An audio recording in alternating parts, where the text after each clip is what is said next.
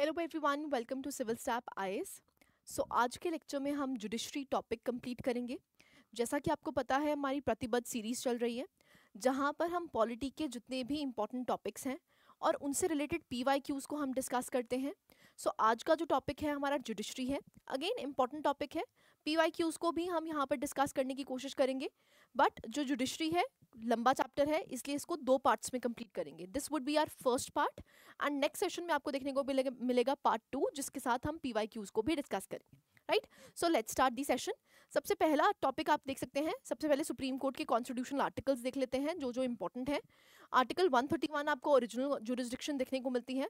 Now I hope, देखिए क्योंकि ये मेंस की सीरीज है तो हम ये उम्मीद करते हैं आपसे कि आपने स्टैटिक पोर्शन अच्छे से पढ़ा होगा। जो स्टैटिक है, प्रीलिम से रिलेटेड जो आपको आर्टिकल्स देखने को मिलते हैं वो आपने ज़रूर पढ़े होंगे। अब क्योंकि आर्टिकल 131 की बात की गई है, अब जो 131 है वो ओरिजिनल जुरिस्डिक्शन से रिलेटेड है। आई होप आपको ओरिजिनल जुरिस्डिक्शन पता हो क्या होती है, ठीक है। क्योंकि हम यहाँ पर अब स्टैटिक पोर्शंस को कंप्लीट नहीं करेंगे क्योंकि we are shifting towards mains. So mains के लिए आई होप आपको ये स्टैटिक पोर्शंस पता हो, ठीक है। ओके, आर्टिकल 132 टू 134 की बात करते हैं तो एपेलेट जुरिस्डिक्शन एग्जिस्ट करती है। आर्टिकल 136 की बात करते हैं, special leave petition. Article 137 review of its own judgments. Article 142 orders of doing complete justice and judicial review का स्कोप आपको article 13 clause 2, article 32, article 2 to 6 जो कि हाई कोर्ट्स की पावर आपको देखने को मिलती है, एंड आर्टिकल 245, ठीक है। सो आर्टिकल नंबर्स आपको पता होने चाहिए। पहला टॉपिक हमारा है judicial activism, just a second, और judicial overreach.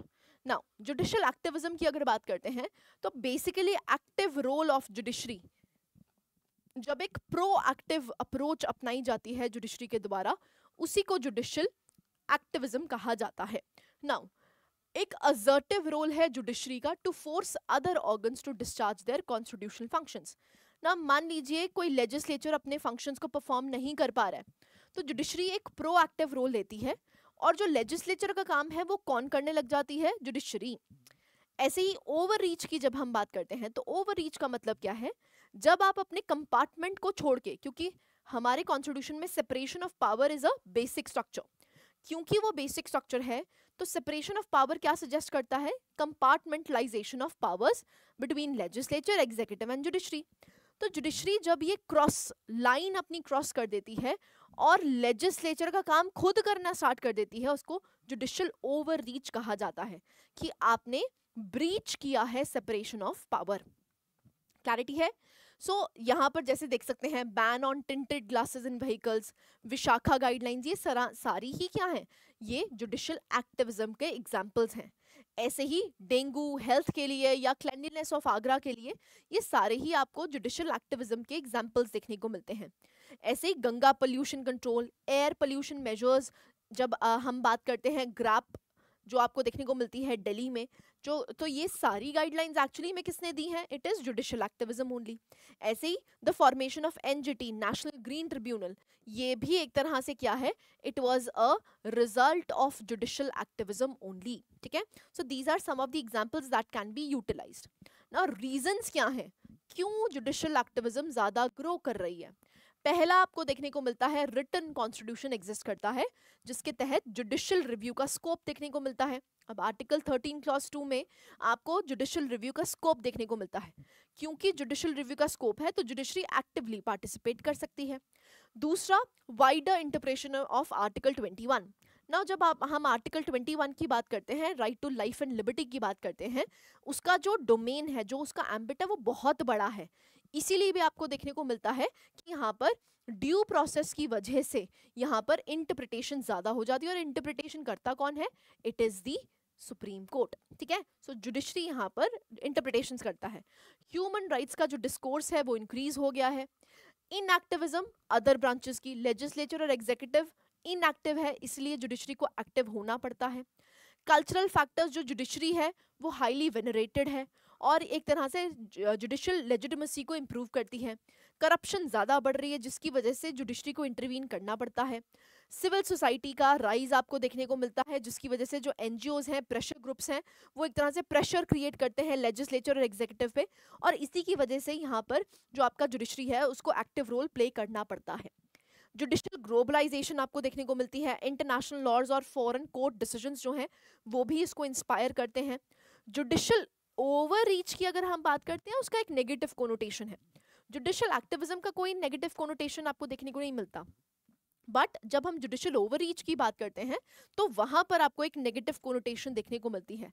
So negative connotation आपको कहां पर देखने को मिलती है, जो जुडिशरी है वो एक्चुअली में रोल ले लेती है लेजिस्लेचर और एग्जीक्यूटिव का, वो एक गलत बात है क्योंकि separation of power is a basic structure doctrine. Now why judiciary should avoid overreach, क्यों अवॉइड करना चाहिए? सबसे पहले competence of judiciary on policy matters is questionable, क्योंकि जजेस क्या इलेक्टेड मेंबर्स हैं? नहीं, इलेक्टेड मेंबर्स कौन है? लेजिस्लेचर से आए हुए, एग्जीक्यूटिव वहीं से आपको देखने को मिलता है। तो एक तरह से क्वेश्चनेबल आ जाता है कि क्या आपकी अकाउंटेबिलिटी है? नहीं, आपकी तो कोई अकाउंटेबिलिटी नहीं है। इसीलिए जो जुडिशरी है उसको ओवररीच नहीं करना चाहिए। दूसरा, it distracts judiciary. Now judiciary का काम जस्टिस प्रोवाइड करना है, जब आप पॉलिसीज बनाने लग जाओगे तो क्या ये आपका काम है? नहीं, तो इसलिए आप डिस्ट्रैक्ट हो जाते हैं जुडिशरी के मेजर कोर फंक्शन से। It violate separation of power, separation of power को ये वायलेट करती है। Negligence of core challenges, core challenges जो हैं वो निग्लेक्ट हो जाते हैं, जैसे पेंडेंसी ऑफ केसेस बढ़ जाएंगे, एग्जीक्यूटिव और लेजिस्लेचर को जो चैलेंजेस हैं वो अनरिजॉल्व रहेंगे। And it impacts the day to day functioning of executive too, जो एग्जीक्यूटिव है वो यहाँ पर इंटरफेरेंस फील करता है और जो जो डे टू डे फंक्शंस हैं एग्जीक्यूटिव के वो हैम्पर होते हैं। ठीक है, तो it impacts the day to day functioning of executive. So that is why judiciary should avoid overreach. ना इवैल्यूएशन कर लेते हैं सुप्रीम कोर्ट की परफॉर्मेंस का। So as a protector of constitution की बात करते हैं, initially passive but has become active, active transformation आपको देखने को मिली है। Doctrine of basic structure is introduced to check the dilution of essential features. Now guardian of fundamental rights की अगर बात करते हैं तो initially it failed to act as a sentinel qui wife.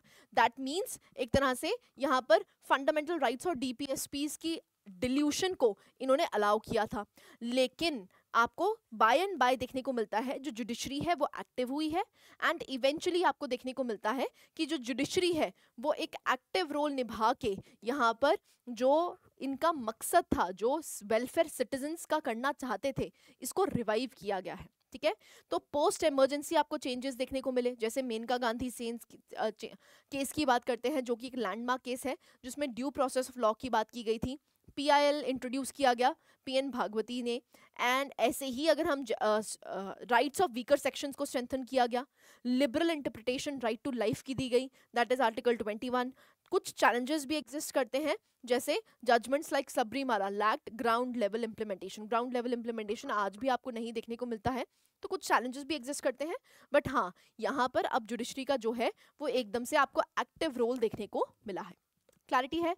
Now part 2 आप देख सकते हैं, इवैल्यूएशन ही है एज अ फेडरल कोर्ट। ना फेडरल कोर्ट की बात करते हैं तो आर्टिकल 131 में आपको ओरिजिनल जुरिसडिक्शन देखने को मिलती है। It restricted in interstate water disputes but intervened via article 136।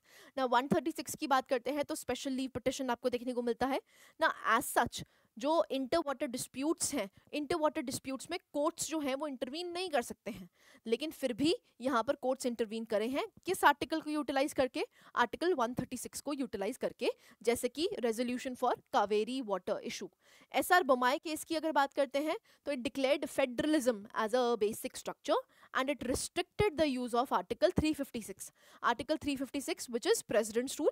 now president's rule को किस तरह लगाना चाहिए, कैसे implement होना चाहिए, ये सारा आपको एसआर बोमाई केस में, लैंडमार्क केस में देखने को मिलता है। SC as the protector of rule of law.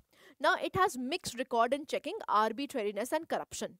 Initiatives यहाँ पर किए गए हैं to reduce the money power and muscle power in elections. तो यहाँ पर बहुत सारी guidelines election commission of India को भी दी जाती हैं कि किस तरह से फेयर एंड ट्रांसपेरेंट मैनर में आप इलेक्शंस करवा सकते हैं। रोल इन करप्शन केसेस की अगर बात करते हैं तो 2G स्पेक्ट्रम का आपको मेन एग्जांपल देखने को मिलता है, तो करप्शन के केसेस में भी आप देख सकते हैं जुडिशरी का एक्टिव रोल रहा है। And SC has helped restore trust को रिस्टोर करने के लिए यहाँ पर जो सुप्रीम कोर्ट है वो बहुत ज्यादा क्रूशियल एस्पेक्ट निभाता है। सेकेंड टॉपिक की अगर सुप्रीम कोर्ट की बात करते हैं which is the collegium and the appointment system. ना जब हम आर्टिकल 124 की बात करते हैं तो यहाँ पर ये लिखा गया है कि जो सुप्रीम कोर्ट के जजेस हैं उनको अपॉइंट करेगा president with the consultation of CGI. ना जब हम सीजीआई की बात करते हैं यहाँ पर कंसल्टेशन का मतलब क्या है, कॉन्करेंस है कि कंसल्टेशन है। तो यहाँ से आपको फर्स्ट जजेस केस, सेकंड जजेस केस और थर्ड जजेस केस देखने को मिलता है। एंड सेकंड जजेस केस में किसकी एवोल्यूशन होती है, कोलिजियम सिस्टम की एवोल्यूशन होती है। एंड कोलिजियम सिस्टम को कहा जाता है it is a dark box. क्यों? क्योंकि जो जजेस हैं वो ही सिलेक्ट कर रहे हैं जजेस को, तो एक तरह से बहुत ज्यादा ट्रांसपेरेंट नहीं है। लेकिन क्योंकि सबसे इफेक्टिव टूल यहीं पर आपको देखने को मिलता है, क्योंकि independent judiciary is a part of basic structure, that is why आपको देखने को मिलता है आज भी क्या रेलेवेंट है, कोलेजियम सिस्टम ही रेलेवेंट है। तो आप देख सकते हैं अपॉइंटमेंट एंड ट्रांसफर ऑफ जजेस इन हायर जुडिशरी, जो सुप्रीम कोर्ट और हाई कोर्ट्स यहाँ पर इन्वॉल्व रहती हैं। जो कोलिजियम सिस्टम है यहाँ पर रिकमेंडेशंस दी जाती हैं बाय द सीनियर मोस्ट जजेस एंड द चीफ जस्टिस। इसको इंट्रोड्यूस किया जाता है 1990s में। स्ट्रेंथ्स क्या हैं, अच्छी बातें क्या हैं कोलिजियम सिस्टम की, ये एक तरह से एंश्योर करता है इंडिपेंडेंस, जो कि आपने स्टैटिक पोर्शन में जरूर पढ़ा होगा। यहाँ पर जब एनजैक की बात करी जाती है, नेशनल जुडिशियल अपॉइंटमेंट कमीशन की बात करी जाती है, जो कि 99th कॉन्स्टिट्यूशनल अमेंडमेंट से लागू किया गया था, इसको बेसिकली अनकॉन्स्टिट्यूशनल करार दे दिया जाता है by the supreme court of India. ऐसा क्यों किया जाता है? क्योंकि ये कहा गया था कि ये इंडिपेंडेंस ऑफ जुडिशरी पे घात है। ठीक है, तो जो कोलिजियम सिस्टम है वो बेसिकली क्या स्ट्रेंथन करता है, वो स्ट्रेंथन करता है इंडिपेंडेंस ऑफ जुडिशरी, एक तरह से एक्सपर्टीज और एक्सपीरियंस को ये प्रमोट करता है। लेकिन कुछ क्रिटिसिज्म भी आपको देखने को मिलता है कोलिजियम सिस्टम का। देयर इज नो ट्रांसपेरेंसी, क्योंकि जो जजेस हैं वो ही इलेक्ट कर रहे हैं जजेस को, तो ये तो गलत है, एक तरह से लैक ऑफ ट्रांसपेरेंसी, कोई अकाउंटेबिलिटी नहीं है, और एक तरह से ये एक ओपेक प्रोसेस है। कोई मेरिट, कोई एलिजिबिलिटी क्राइटेरिया, किस तरह से यहाँ पर सीजीआईएस को चूज किया जाता है या जजेस को चूज किया जाता है, उसका क्राइटेरिया आपको देखने को नहीं मिलता है। तो ये काफी ओपेक प्रोसेस आपको देखने को मिलता है। ठीक है, नाउ इंपॉर्टेंस क्या है इसकी प्रोसीजर की। नाउ आप देख सकते हैं एक तो सेपरेशन ऑफ पावर आपको देखने को मिलता है, और quality of judiciary, so competent and qualified judges uphold judicial integrity। Clarity है? So this is collegium system. ना कोलिजियम सिस्टम की अगर बात करते हैं, इंपॉर्टेंस क्या है, प्रोसीजर टू अपॉइंट जजेस, अभी भी आपको कॉन्टिन्यूड प्रोसेस देखने को मिलता है। सबसे पहले पब्लिक कॉन्फिडेंस यहाँ पर क्रिएट होता है, दूसरा अकाउंटेबिलिटी आपको देखने को मिलती है, और क्रेडिबिलिटी ऑफ जुडिशरी। सो जजेस जो हैं they remain accountable through rigorous selection and removal procedure. Selection और रिमूवल प्रोसीजर इनका रिगरस होता है।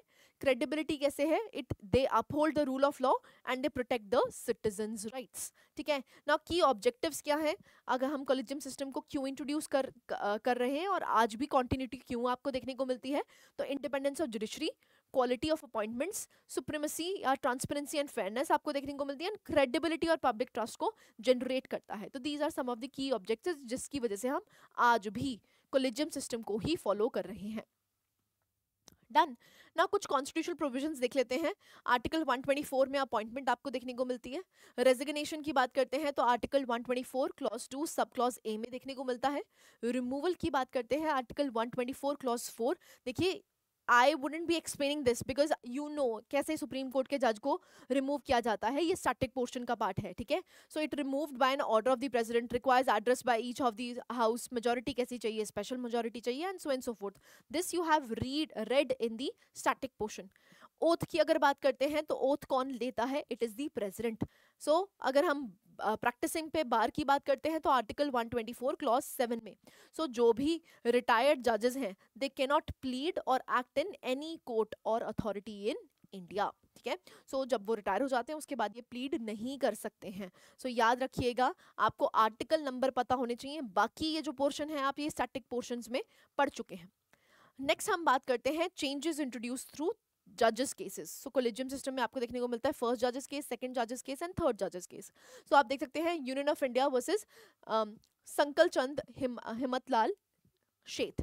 तो आप देख सकते हैं कंसल्टेशन को एक तरह से क्वेश्चन किया गया था under article 222 interpreted as real, substantial and effective.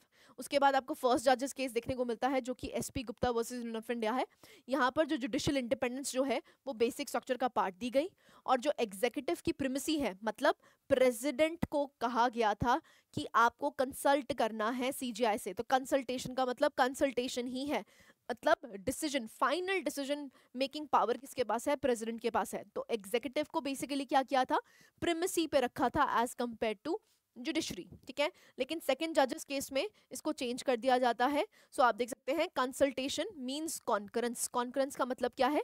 अब जो सीजीआई है और जो उनका कोलिजियम है, जो रिकमेंडेशन वो देंगे वही प्रेसिडेंट को माननी पड़ेगी। तो इट इज कॉन्करेंस। कंसल्टेशन का मतलब कॉन्करेंस है, ठीक है। So CGI has primacy in appointments. Collegium system में इस time CGI plus 2 senior most जजेस थे, लेकिन थर्ड जजेस केस में इसको CGI प्लस 4 सीनियर मोस्ट जजेस कर दिया गया। और हाई कोर्ट के जजेस की अपॉइंटमेंट के लिए CGI प्लस 2 सीनियर जजेस। नाउ एनजैक जो है उसको स्ट्रक डाउन किया गया, ये हम पढ़ चुके हैं, स्टैटिक में भी आप पढ़ते हैं। 99th कॉन्स्टिट्यूशनल अमेंडमेंट से नेशनल जुडिशियल अपॉइंटमेंट कमीशन बनाया गया, लेकिन उसको अबॉलिश कर दिया जाता है, उसको अनकॉन्स्टिट्यूशनल करार दे दिया जाता है। क्यों दिया जाता है? क्योंकि ये कहा गया था कि independence of judiciary is a part of basic structure, और ये जो एनजैक की फॉर्मुलेशन है ये एक तरह से हार्म करती है किसको? जुडिशियल इंडिपेंडेंस को, ठीक है। सो आप देख सकते हैं 99th कॉन्स्टिट्यूशनल अमेंडमेंट, इसमें कॉम्पोजिशन CGI, 2 सुप्रीम कोर्ट जजेस, law minister and 2 eminent persons की बात की गई थी, लेकिन it was violative of separation of power and independence of judiciary. That is why आपको देखने को मिलता है इसको अनकॉन्स्टिट्यूशनल करार दे दिया गया था, ठीक है जी। ओके, नेक्स्ट हम बात करते हैं transparency, lack of transparency in collegium system. As I told you, collegium system जो है वो एक ओपेक सिस्टम बन जाता है क्योंकि द जजेस आर इलेक्टिंग द जजेस। सो प्रॉब्लम यहाँ पर आपको देखने को मिलती है ट्रांसपेरेंसी की। सो आप देख सकते हैं पब्लिश डिसीजंस। सो डिसीजंस जो है सुप्रीम कोर्ट की वेबसाइट पे पब्लिश होते हैं, लेकिन कोई डिटेल नहीं दी जाती है। तो सबसे पहला आपको ये पॉइंट देखने को मिलता है। पब्लिक का क्रिटिसिज्म आपको देखने को मिलता है। 2018 में जो 4 सीनियर जजेस हैं, दे क्रिटिसाइज्ड लैक ऑफ ट्रांसपेरेंसी। तो खुद जजेस ने बोला था यहाँ पर ट्रांसपेरेंसी नहीं है। एलिगेशंस लगती हैं नेपोटिज्म के लिए, तो फेवरेटिज्म आपको यहाँ पर देखने को मिलता है। जस्टिस KM जोसेफ केस आपको देखने को मिलता है 2017 का। Recommendations returned after ruling against government, ठीक है। ऐसे ही लैक ऑफ डाइवर्सिटी आपको देखने को मिलती है।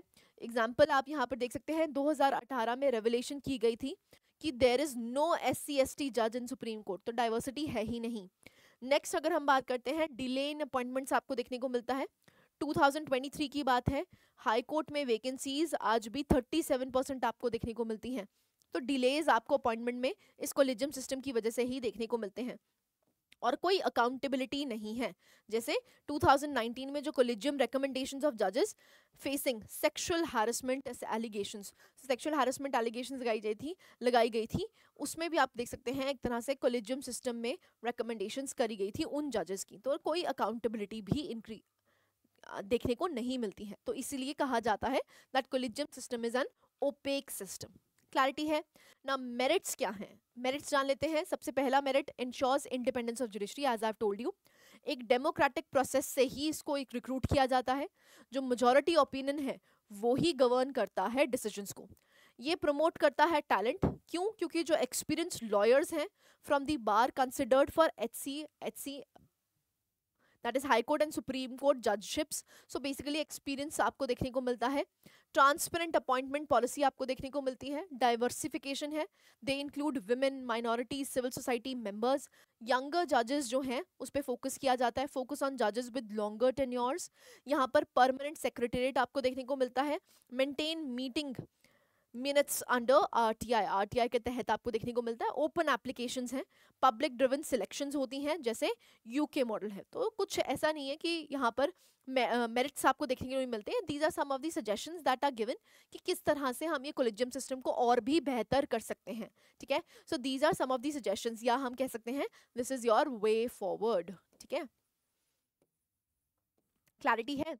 ओके, नेक्स्ट हम बात करते हैं, टॉपिक आता है PIL।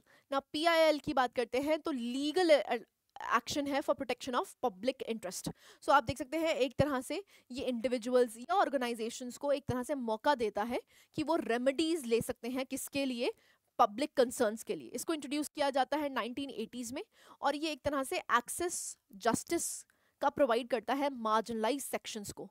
स्कोप की अगर बात करते हैं तो ये इश्यूज एड्रेस करता है जैसे corruption, environmental degradation, human rights violations, consumer protection etcetera. Importance की अगर बात करते हैं तो ये एम्पावर करता है सिटीजन्स को जो चैलेंज कर सकते हैं इनजस्टिसेस जो हो रहे हैं। एसेंशियल टूल बन जाता है सोशल एक्टिविस्ट के लिए, और ये सोशल जस्टिस और इंडिया के लीगल लैंडस्केप को काफ़ी ज़्यादा चेंज करता है ना। जब हम इमर्जेंस की बात करते हैं तो as I told you 1980s में आपको देखने को मिलता है। सो बैकग्राउंड की अगर बात करते हैं 1980s में हुआ अर्ली एडवोकेसी, सोशल एक्टिविस्ट जो लॉयर्स हैं उन्हें 1970 में चैलेंज किया था traditional legal complexities. Landmark judgment आपको SP Gupta versus union of India में देखने को मिलता है, और उन्होंने पीआईएल कंसेप्ट को लीगलाइज एक तरह से रिकग्नाइज किया गया था। सो इसने एक्सपैंड किया है locus standard to allow anyone to enforce public rights. जो भी पब्लिक राइट्स हैं जहां पर पब्लिक एट लार्ज इफेक्ट है वहां पर आपको पीआईएल्स देखने को मिलती हैं, ठीक है। सो आप रोल ऑफ जुडिशरी की बात करते हैं तो एक तरह से प्रोएक्टिव रोल रहा है इनका पीआईएल को इमर्ज करने में। यहाँ पर बहुत सारे इश्यूज को एड्रेस किया जाता है, चाहे करप्शन के केसेस हो, चाहे ह्यूमन राइट्स वायलेशंस के हो, चाहे कंज्यूमर राइट्स के हो, तो पीआईएल्स आपको काफ़ी ज़्यादा देखने को मिलती हैं। तो एक तरह से ये इंडिया के लीगल लैंडस्केप का एसेंशियल भाग बन जाता है, ठीक है ना। Who can file a PIL, कौन फाइल कर सकता है? जब हम कॉन्स्टिट्यूशनल बेसिस की बात करते हैं तो आर्टिकल 32, 226 और आर्टिकल 133 सीआरपीसी का आपको देखने को मिलता है। ये बेसिकली आप क्या कर सकते हैं, जो पीआईएल को लागू कर सकते हैं। एलिजिबिलिटी की अगर बात करते हैं, कोई भी citizen, any citizen with genuine public interest, उनका जेन्युइन पब्लिक इंटरेस्ट होना चाहिए, चाहे फिर वो सिटीजन हो चाहे कोई ऑर्गेनाइजेशन हो, वो पीआईएल को लागू कर सकती है, लेके आ सकती है। Must prove that the petition is not frivolous और for personal gain, personal gain के लिए नहीं है, ये सिटीजन एट लार्ज या मासेस के लिए यहाँ पर लाया गया है। वो आपके पास एक एजेंडा होना चाहिए। लोकस स्टैंडर्ड है उसको रिलैक्स किया गया है। ये यहाँ पर पुअर, इलिटरेट, डिप्राइव्ड या डिसेबल्ड जो लोग हैं जो एक्सेस नहीं कर पाते हैं जस्टिस को, उनके लिए बेसिकली पीआईएल इंट्रोड्यूस करी जाती है। सो मोटो भी हो सकता है, जो कोर्ट्स हैं वो खुद can take up cases on its own cognizance, खुद ब खुद भी ये कुछ केसेस ले सकते हैं, that is suo motu cognizance. Public spirited individuals can also file petitions, जिनको कोई लेना देना नहीं है उस केस से, लेकिन फिर भी जब उनको लगता है कि यहाँ पर जो डिप्राइव्ड लोग हैं उनको इनजस्टिस, उनके खिलाफ इनजस्टिस हो रहा है, तो वो यहाँ पर क्या कर सकते हैं, यहाँ पर पीआईएल फाइल कर सकते हैं। क्लैरिटी है? अगेंस्ट होम, किसके अगेंस्ट हो सकता है? सेंट्रल गवर्नमेंट के अगेंस्ट हो सकता है, स्टेट गवर्नमेंट के अगेंस्ट हो सकता है, या फिर म्यूनिसिपल गवर्नमेंट्स के अगेंस्ट हो सकता है, ठीक है। सो बेसिकली अगेंस्ट होम ये भी आपको पता चल गया है। नेक्स्ट हम बात करते हैं फेमस पीआईएल केसेस कौन कौन से हुए हैं। तो पहला आपको देखने को मिलता है Vishakha versus state of Rajasthan. उसके बाद आपको prevention of sexual harassment at work place देखने को मिलता है। तो यहाँ पर गाइडलाइंस दी गई थी कि सेक्सुअल हैरेसमेंट ना हो वर्क प्लेस पे, तो क्या क्या गाइडलाइंस होनी चाहिए। So that is why it is famously known as a PIL, that is Vishakha versus state of Rajasthan. MC Mehta versus union of India, यहाँ पर किस पे फोकस किया गया था? Pollution of Ganga river. तो बेसिकली यहाँ पर ऑर्डर्स दिए गए थे, जो भी एफ्लुएंट डंपिंग है, जो भी आसपास की इंडस्ट्रीज हैं जो अपना एफ्लुएंट जो गंद है वो बेसिकली गंगा में बहा रहे थे, तो उस पे एक तरह से बैन लगाया गया था। तीसरा Olga Tellis versus Mumbai municipal corporation, ये एक तरह से एड्रेस किया था स्लम एविक्शन इन मुंबई। तो यहाँ पर राइट टू लाइवलीहुड को डिक्लेयर किया गया था अंडर आर्टिकल 21। बंधुआ Mukti Morcha versus union of India आपको देखने को मिलता है, यहाँ पर अबॉलिशमेंट ऑफ बॉन्डेड लेबर की बात की गई थी। Common cause versus union of India देखने को मिलता है, यहाँ पर एड्रेस किया गया था पैसिव यूथनेशिया, और right to die with dignity was recognised and guidelines were laid for euthanasia. ऐसे ही आपको देखने को मिलता है इम्पैक्ट की अगर बात करते हैं तो एक तरह से एनवायरमेंटल डिग्रेडेशन को इसने एड्रेस किया है, टैकल किया है ह्यूमन राइट्स वायलेशंस, और एक तरह से करप्शन या फिर हम कह सकते हैं कंज्यूमर प्रोटेक्शन को प्रमोट किया है, ठीक है। So these are some of the impacts of PIL. ना सिग्निफिकेंस क्या है? तो एज आई टोल्ड यू, ये अफोर्डेबल लीगल रेमेडी आपको देखने को मिलती है, एक्सेसिबिलिटी ऑफ जस्टिस बढ़ जाती है, लार्जर पब्लिक इश्यूज को एड्रेस किया जाता है, एक तरह से इंस्ट्रूमेंट है ये सोशल चेंज का, क्योंकि सोसाइटी में जब तक जस्टिस सिस्टम प्रिवेल नहीं है तब तक जस्टिस का कोई फायदा ही नहीं, जब तब तक उस सोसाइटी में इक्वालिटी या फ्रेटर्निटी का कोई मायने ही रखेंगे। तो इसलिए जस्टिस को प्रोवाइड करने के लिए ये एक एसेंशियल टूल बन जाता है। It monitors the state institutions, checks and balances maintain किए जाते हैं, and it devise new reliefs and fact finding techniques. ठीक है जी। सो यहाँ पर आपको ये सिग्निफिकेंस देखने को मिलती है। अब चैलेंजेस क्या एग्जिस्ट करते हैं? सबसे पहले डिस्टर्बेंस इन कॉन्स्टिट्यूशनल बैलेंस। ना बेसिकली जो जुडिशरी है यहाँ पर एक्टिव रोल रहती है, तो जुडिशरी बेसिकली ओवर स्टेप कर रही है बाउंड्स को। इन्फ्रिंजमेंट्स आपको देखने को मिलती है चेक्स एंड बैलेंसेस पे। और यहाँ पर आपको देखने को मिलता है दैट इज इन्वॉल्वमेंट इन लेजिस्लेटिंग। तो वो जो सेपरेशन ऑफ पावर, जो आपको कंपार्टमेंटलाइजेशन देखने को मिलती है, वो कंपार्टमेंटलाइजेशन डिस्टॉर्ट होती है। ठीक है। नेक्स्ट, फ्रिवलस यूज किया जाता है पर्सनल गेन्स के लिए या पब्लिसिटी करने के लिए, या अपनी आप देख सकते हैं जो भी लॉयर्स पीआईएल पेश करते हैं तो उनको काफ़ी ज़्यादा एक तो हेडलाइंस मिल जाती हैं, तो अपने पर्सनल गेन्स के लिए भी इसको यूटिलाइज किया जाता है। तो फ्रिवलस यूज आपको देखने को मिलता है। Next, prioritisation over other cases. दूसरे केसेस को छोड़ दिया जाता है, इसको प्रायोरिटाइज कर लिया जाता है। तो अनड्यू प्रायोरिटी फॉर पीआईएल्स देखने को मिलता है।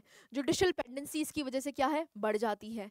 एंड ओवर यूज जो है it is leading to non seriousness. अब फर्क ही नहीं पड़ता कि कोई कौन पीआईएल लेके आ रहा है, क्योंकि हर दूसरा लॉयर पीआईएल लेके आता है, जिसकी वजह से आपको देखने को मिलता है इसका ओवर यूटिलाइजेशन हो रहा है। ठीक है। सो ये आपको ड्रॉबैक्स या चैलेंजेस देखने को मिलते हैं पीआईएल से रिलेटेड। ठीक है ना। गवर्नमेंट की लिटिगेशंस कौन सी रही हैं, ये आपको थर्ड टॉपिक देखने को मिलता है, क्योंकि गवर्नमेंट को कहा जाता है government is the biggest litigant. क्योंकि हर चीज, चाहे पॉलिसी हो चाहे कोई भी केस हो, आप किसके अगेंस्ट कर देते हैं, सरकार के अगेंस्ट कर देते हैं, और सरकार सबसे बड़ी लिटिगेंट बन जाती है। तो accounts for 50% of court cases, 50% जो कोर्ट केसेस हैं वो किसके अगेंस्ट है? एक पार्टी कौन है उसमें से? कोर्ट। एक पार्टी कौन है उसमें से? सरकार। ठीक है। सो आप देख सकते हैं broad scope of activities and rules. क्योंकि क्यों ऐसा होता है? क्योंकि इनके बहुत ब्रॉड रूल्स हैं। ठीक है। तो आप देख सकते हैं रीजंस। सबसे पहले एडमिनिस्ट्रेटिव फंक्शंस कौन निभाता है? सरकार निभाती है। आप कोई भी एडमिनिस्ट्रेशन में कोई प्रॉब्लम होती है, आप किसके खिलाफ खड़े हो जाते हो? सरकार के खिलाफ खड़े हो जाते हो। दूसरा, regulatory frameworks. Public interest litigation जो होती हैं वो भी सरकार के खिलाफ होती हैं। Disputes with citizens and organisation, कोई ऑर्गेनाइजेशन के साथ डिस्प्यूट है तो आपको देखने को मिलता है। तो बेसिकली हर चीज में आपको देखने को मिलता है सरकार इन्वॉल्व हो जाती है। तो आप देख सकते हैं इसकी वजह से क्या होता है, एक तरह से स्ट्रेन पड़ता है पब्लिक एक्सचेकर पे। दूसरा, मैकेनिकल लिटिगेशन है जो crowds it out the private citizens in the court. Private citizens यहाँ पर आ नहीं पाते हैं, या उनके जो जस्टिस हैं वो डिले हो जाते हैं। Ads to judiciary's burden, judiciary का और भी ज़्यादा बर्डन बढ़ जाता है। तो इसीलिए कहा जाता है कि जो गवर्नमेंट लिटिगेसी है उसको कम करने की ज़रूरत है। ठीक है। सो नेशनल लिटिगेशन पॉलिसी लाई गई थी 2010 में। उसके ऑब्जेक्टिव्स देख लेते हैं। Transform government into effective and responsible litigant. Informative और लिटिगेंट जो है, क्योंकि गवर्नमेंट सरकार जो है वो कोई ना कोई पार्टी, दोनों में से एक पार्टी इन्वॉल्व हो रही है, और 50% ऐसे केसेस हैं जिसमें गवर्नमेंट लिटिगेंट है। तो कोशिश ये की जा रही है कि इसको फास्ट पेस बनाया जाए और एफिशिएंसी क्रिएट किया जाए। तो आप देख सकते हैं reduce dependency on courts. Courts की डिपेंडेंसी को खत्म करके हम किसको ज़्यादा बढ़ावा दें?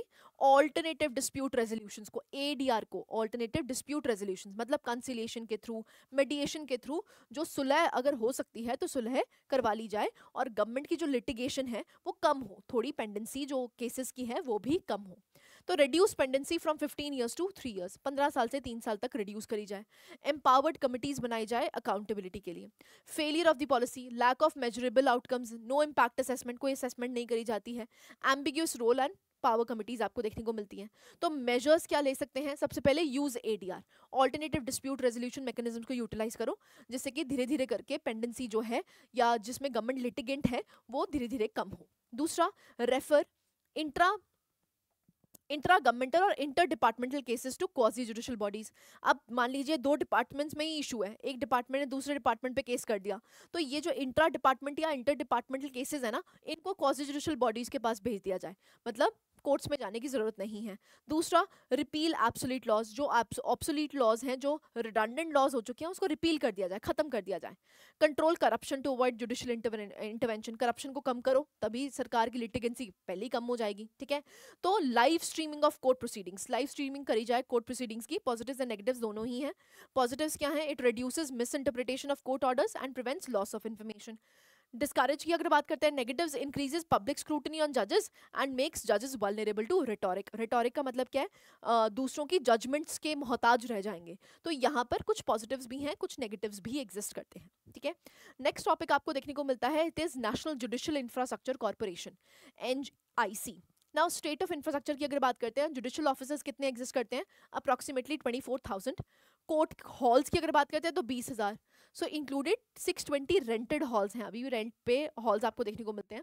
26% of court complexes do not have separate ladies toilet, ladies toilet ही नहीं एग्जिस्ट करता है। 16% do not have toilets for gents, 16% के पास जेंट्स के भी टॉयलेट्स एग्जिस्ट नहीं करते हैं। 5% हैव मेडिकल फैसिलिटीज, सिर्फ 5% के पास मेडिकल फैसिलिटीज एग्जिस्ट करती है। 32% have separate record rooms, separate record rooms है ही नहीं, सिर्फ 32% ऐसे कोर्ट्स हैं जिनके पास सेपरेट रिकॉर्ड रूम्स देखने को मिलते हैं। 51% सिर्फ आधी ऐसी कोर्ट्स हैं जहां पर आपको लाइब्रेरीज देखने को मिलती हैं। 27% हैव कंप्यूटर ऑन जजेस dais with video conferencing facility, मतलब आप सिर्फ 27% ऐसे कोर्ट्स हैं जहां पर वीडियो कॉन्फ्रेंसिंग फैसिलिटी आपको देखने को मिलती है।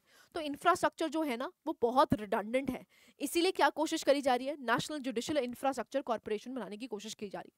तो आप देख सकते हैं जो करंट चैलेंजेस देखने को मिलते हैं, डायलेपिडेड बिल्डिंग्स अच्छी नहीं हैं, ओवर क्राउडेड कोर्ट रूम्स आपको देखने को मिलते हैं, डेजिग्नेटेड वेटिंग रूम्स भी नहीं है, अनसस्टेनेबल वॉशरूम्स आपको देखने को मिलते हैं, तो फैसिलिटीज अच्छी नहीं है। तो इसकी वजह से आप देख सकते हैं इश्यूज जनरेट होते हैं, जैसे इनइफेक्टिवनेस, need for updated policy standards होने चाहिए। तो यहाँ पर ऑब्जेक्टिव क्या है इसका, avoid being mayor consolidation of existing governance structure, identify the challenges in existing bodies, जो एग्जिस्टिंग बॉडीज हैं वहाँ पर क्या क्या चैलेंजेस एग्जिस्ट करते हैं, उन चैलेंजेस को फुलफिल करने के लिए ही NJIC बनाई गई है। ठीक है, एक तरह से कोशिश ये है कि हम एफिशिएंट वे से इसको काम करवा सकें। तो की इश्यूज क्या एड्रेस कर रहे हैं, coordination between judiciary and executive, executive और जुडिशरी में कोऑर्डिनेशन तालमेल बैठ सके, funding for judicial infrastructure, infrastructure को इंप्रूव करने के लिए फंडिंग हम कर सकें, land allocation for court buildings के लिए लैंड एलोकेशन कर सकें, और कंस्ट्रक्शन ऑफ बिल्डिंग्स करवाई जाए, कोर्ट रूम्स को बढ़ाया जाए जिससे कि हम एक्सेस या इफेक्टिव इम्प्लीमेंटेशन कर पाएं। ठीक है, नेक्स्ट टॉपिक आता है that is national court of appeal. Now national court of appeal की बात करते हैं तो प्रपोजल क्या है, 4 regional benches of supreme court. तो ये कहा जा रहा है कि सुप्रीम कोर्ट अभी आपको कहाँ देखने को मिलता है, इसका बेंच कहाँ है, that is only in Delhi. अब प्रॉब्लम क्या है, मान लीजिए कोई केरला का बंदा है जिसने हाई कोर्ट में जाके अपील करनी है, अब उसको कहाँ जाना पड़ेगा, दिल्ली जाना पड़ेगा जो कि बहुत दूर है। तो यहाँ पर ये कहा जा रहा है कि सुप्रीम कोर्ट के 4 रीजनल बेंचेस बना दो, 4 रीजनल बेंचेस। ठीक है, तो 4 regional benches of the supreme court. Constitutional bench कहाँ पर रहे, दिल्ली में रहे। कैसेशन बेंचेस कहाँ कहाँ पर हो, दिल्ली में हो, चेन्नई हैदराबाद में हो, कोलकाता में हो और मुंबई में हो। तो बेसिकली जो 4 बेंचेस हैं ये आपको सेटअप कर दिया जाए जिससे कि जो ओवर बर्डनिंग ऑफ दिल्ली है वो ना हो। ठीक है, तो बेस्ड ऑन लॉ कमीशन ने इसको रेकमेंड किया था। ना रैशनल क्या है, जो सुप्रीम कोर्ट की ओरिजिनल पर्पस है एज अ कॉन्स्टिट्यूशनल कोर्ट है, आर्टिकल 145 क्लॉज 3 के तहत ये लिखा गया है कि जो भी कॉन्स्टिट्यूशनल डिस्प्यूट्स हैं, इंटरप्रिटेशन ऑफ कॉन्स्टिट्यूशन है, उसके लिए ही सुप्रीम कोर्ट जाना पड़े। लेकिन अब आपको देखने को मिल रहा है सुप्रीम कोर्ट में इतनी पेंडेंसी देखने को मिलती है, over burden with appellate cases. अब इसकी ओवर बर्डनिंग हो चुकी है अपील हो के। नहीं तो क्या होता है, डिस्ट्रिक्ट कोर्ट में आप हारते हैं, आप हाई कोर्ट जाते हैं, फिर कहाँ जाते हैं, सुप्रीम कोर्ट जाते हैं। तो ओवर बर्डनिंग हो चुकी है।